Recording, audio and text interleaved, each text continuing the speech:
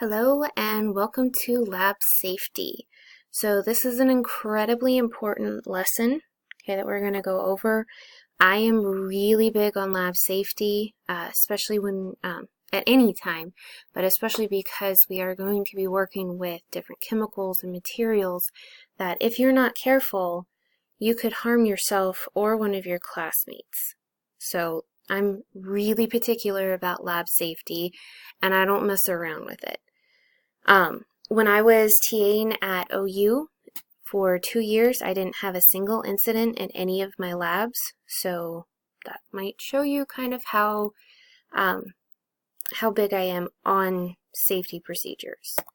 Okay, so first up, before any lab experiment, this is kind of general stuff about just make sure that you are aware of what is going to be in this experiment. This will be part of your kind of lab prep that you will do leading up to any lab. Okay, so you'll get more details about this as we get into that. But before conducting any experiment, you should know the hazards related to the work that you're doing.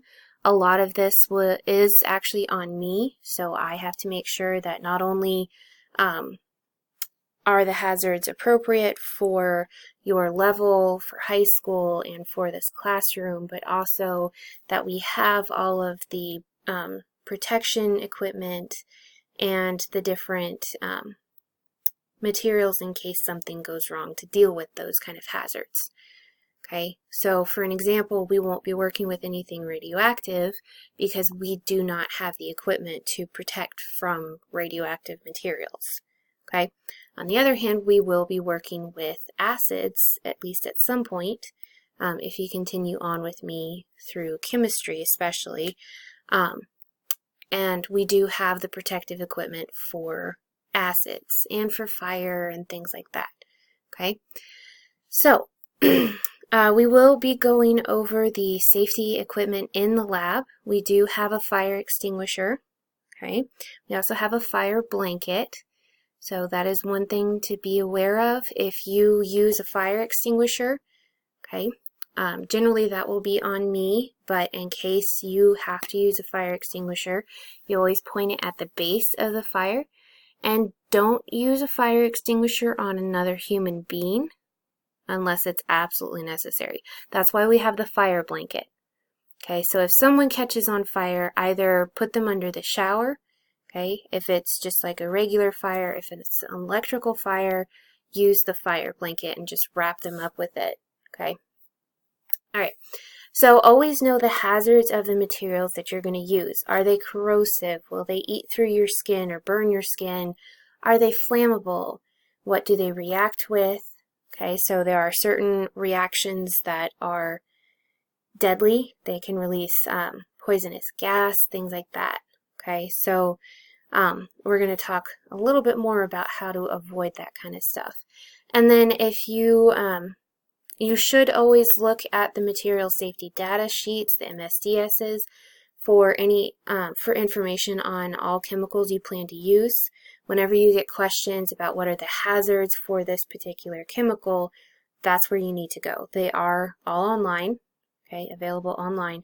So all you have to do is search for MSDS and then write in the chemical name. Okay, so make sure that you are using all of your personal protective equipment. Okay, so we do have lab aprons, we have lab goggles, and also gloves. Okay, so those are your personal protective equipment. Make sure that you inspect equipment and any apparatus for weaknesses, cracks, or damage before working. If you have a beaker that has a crack in the bottom and you pour acid in it and then it starts leaking, that becomes a big problem. Okay, so that's why that one's in there. Inspect electrical equipment and cords for frayed wiring or damage before use. That is another big one. If you see something that has frayed wires, do not use it. Okay, don't use it. That's a big one. You can start a fire with that, okay, pretty easily. So even if you are all gung-ho about electricity and you know how to use it and know how to fix that, don't do that without approval. Okay, I have to be involved in that. Always wear your chemical splash goggles for eye protection. So this is where a lot of my chem teachers in the past have shown images of people who got chemicals splashed in their eyes and they went blind from it. Yeah, that stuff is out there if you want to go look at it. It's always kind of weird to me, but you can go blind from some of these chemicals that we'll be using. If you're in biology with me, we are going to be looking at bacterial cultures, which means that you can get an infection if you're not careful with it. Okay? You won't have to pour large quantities of hazardous chemicals. That would be for me. And then always wear gloves when handling chemicals. Okay? Always wear appropriate clothing. So this is another big one that we're going to be dealing with quite a bit here. So at this point in the semester, probably not a huge deal to say don't wear shorts or mini skirts, okay, or anything that would leave your legs bare and unprotected. That's kind of a gimme, especially depending on the temperature outside. But that is a big thing. It is much easier to avoid acid burns if the acid spills onto long pants versus if it spills onto shorts and then runs down onto your leg. Okay. This was actually something that happened at my high school. It did not happen to me or in my class, but one of my friends was wearing shorts, and thankfully he brought actually pajama pants to pull on over his shorts when he was doing chem labs. And his lab partner, kind of the ditz of the class, spilled acid on the table, didn't bother to clean it up, didn't bother to tell him. He didn't see it, and then it started running off the table and going right down his leg. And so he felt something wet on his leg and looked down, saw that there was a chemical dropping onto his leg, and that it had already started to burn holes in his pants and was able to get out of the pants quickly enough, and he had very little damage to his skin. Okay?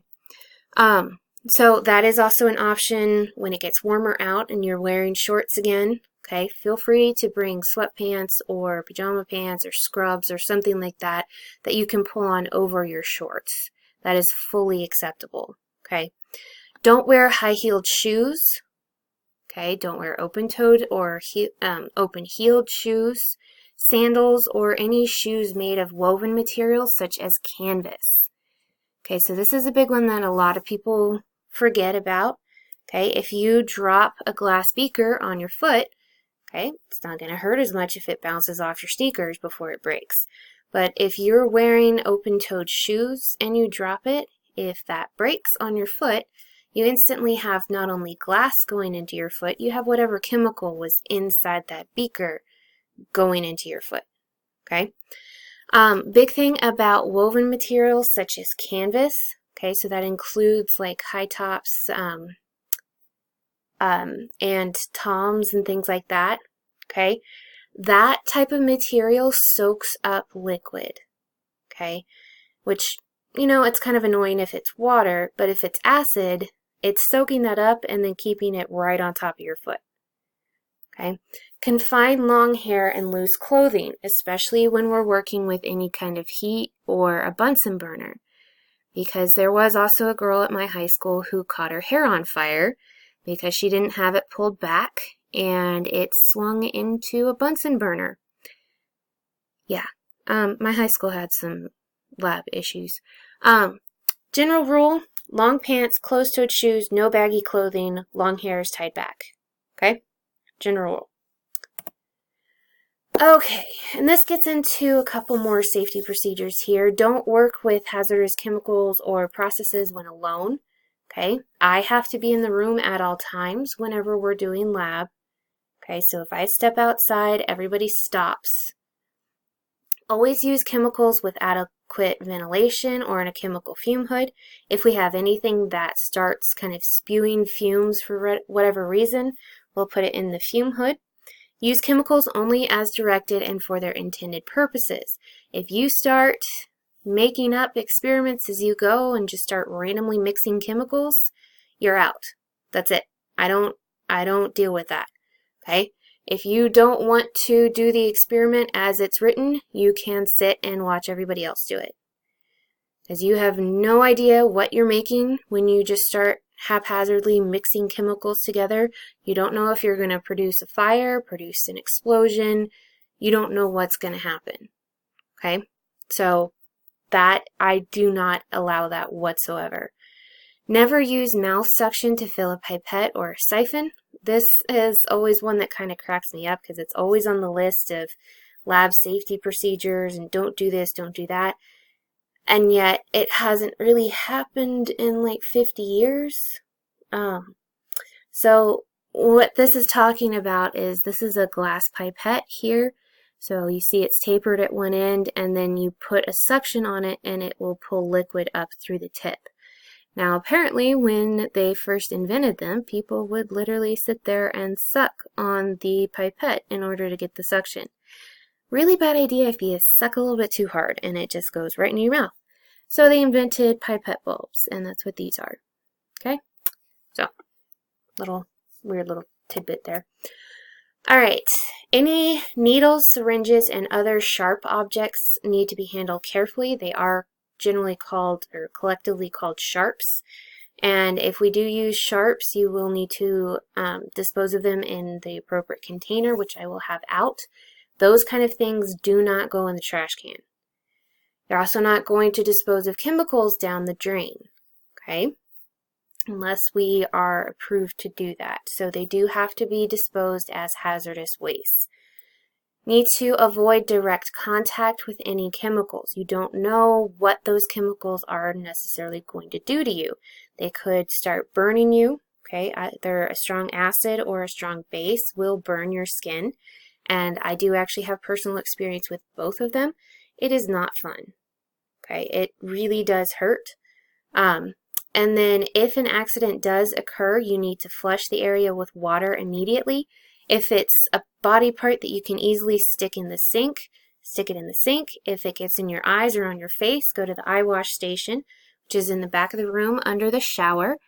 And if it's a large area or it's something you can't easily stick in the sink, you will go to the shower. That is kind of a last resort because the shower is a mess. I mean, it can flood the classroom pretty easily. So, don't do that unless absolutely necessary, and don't hang anything on the shower, okay? That can be pretty delicate, so if you pull on it or put too much weight on it, it can just open up and go. So, leave the shower alone unless you actually need it in an emergency situation. And then, of course, anytime there is some kind of accident, send another student to inform me, okay? Generally, because it is a relatively small area, I will see anything that happens, and I'll probably already be there, but just in case, send somebody to get me.